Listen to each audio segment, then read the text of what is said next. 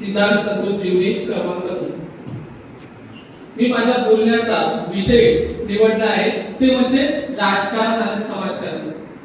येथे उपस्थित सर्व प्रमुख पाहुणे आणि जमलेल्या सर्व समाज बांधवांना जय जिजाऊ, जय शिवराय, जय ज्योती, जय क्रांती, जय लवजी, जय मल्हार, जय बिरसा, जय जोहार, अस्सलामु अलैकुम रहमतुल्लाहि बरकातुहू आणि सर्वांना जय भीम.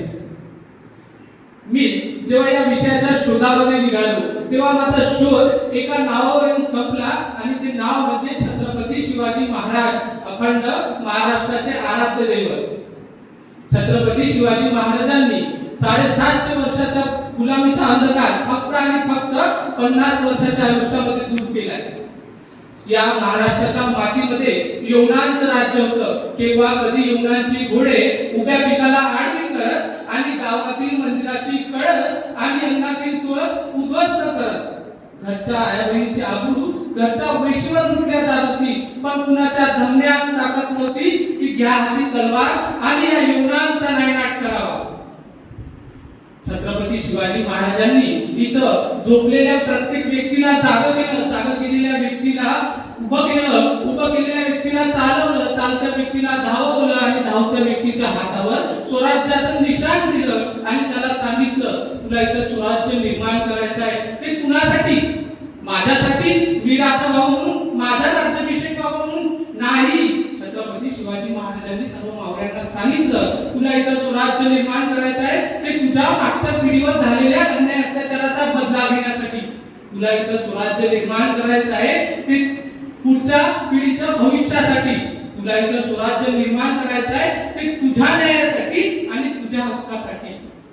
यानंतर इथला मातीतला प्रत्येक मावळा असा पेटून उठला की स्वराज्यासाठी जगायला, लढायला आणि मरायला तयार झाला. आणि बघता बघता हे स्वराज्य प्रतिपतचंद्र लेखे व वर्धिष्णू विष्णुवंता शाह सुनशिवशिष्या मुद्रा भद्राय राजते. प्रतिपदेच्या चंद्राच्या कोणाप्रमाणे हे स्वराज्य वाढत निघालं. छत्रपती शिवाजी महाराजांनी आपलं राजकारण आणि समाजकारण कसं असावं याचा आदर्श घालून दिला. आजच्या काळात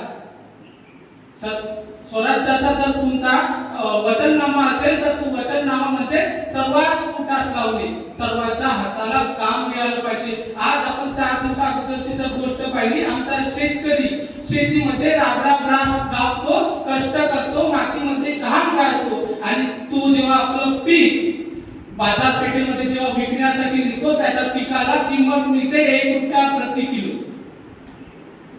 शेतकऱ्याच्या घरामध्ये बऱ्याच दिवसांनी लखलखाट दिसतो. शेतकऱ्याचं नशीब फुटलं की काय? अरे दसरा नाही, दिवाळी नाही, शेतकऱ्यांना स्वतःच पेट जाळलं की काय? अरे जो व्यक्ती शेतामध्ये आपला घाम गाळतो, रक्ताचं पाणी करतो, त्याच्या मेहनतीला नफा तर सोडा, आपण त्याचा जो मेहनत करताय त्याला त्याचा मोबदला सुद्धा मिळवून देऊ शकत नाही.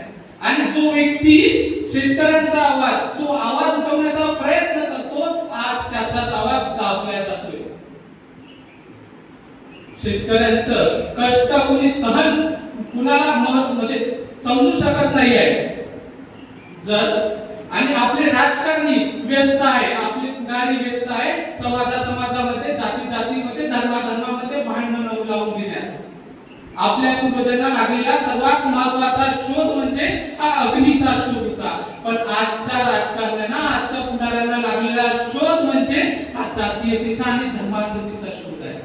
जातीला जात घासली, धर्माला धर्म घासला की आग लागते, वनवा पेटतो, मानवता जाऊन खाक होते आणि या जळलेल्या मानवतेवर आपतो पुढारी आपली पुरी बाजू घेण्यासाठी मोकळा होतो. मग अलीकडे टोपी, पलीकडे दिया, अलीकडे भगवा, पलीकडे टिळा, यामध्ये दाबला जातो माणुसकीचा गळा. आणि माणुसकीचा गळा दाबला जाऊ जर आपल्याला वाटत असेल तर या मातीमध्ये फुले शाहू आंबेडकरांचे विचार रुजवणं महत्त्वाचं आहे.